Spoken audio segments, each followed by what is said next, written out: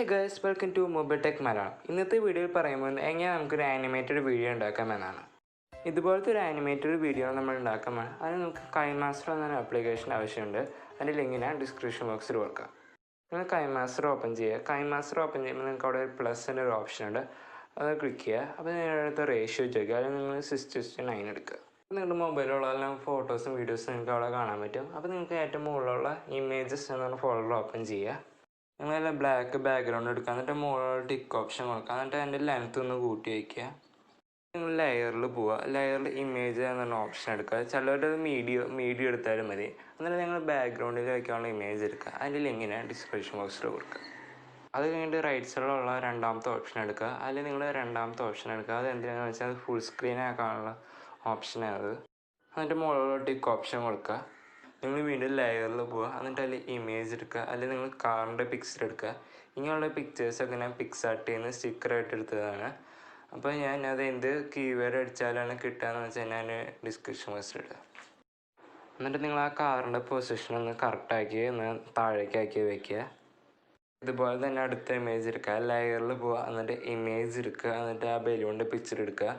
ഇതുപോലെ തന്നെ എല്ലാം ഫോട്ടോസ് നിങ്ങളത് എടുത്ത് വയ്ക്കുക. അതിൽ നിങ്ങൾ ഓരോ ഇമേജും ഓരോ പൊസിഷനിൽ കൊണ്ടുവയ്ക്കുക.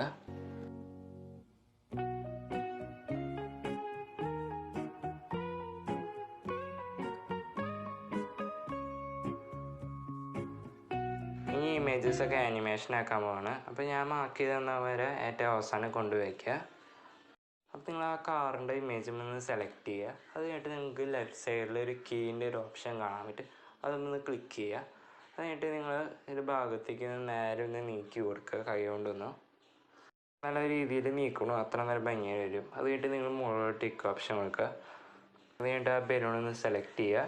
എന്നിട്ട് ആ ലെഫ്റ്റ് സൈഡിലുള്ള കീ ഓപ്ഷൻ ഒന്ന് ക്ലിക്ക് ചെയ്തിട്ട് ആ ബലൂണൊന്ന് നീക്കി കൊടുക്കുക. അതുപോലെ തന്നെ എല്ലാ ഇമേജസും ഇങ്ങനെ തന്നെ ചെയ്യുക.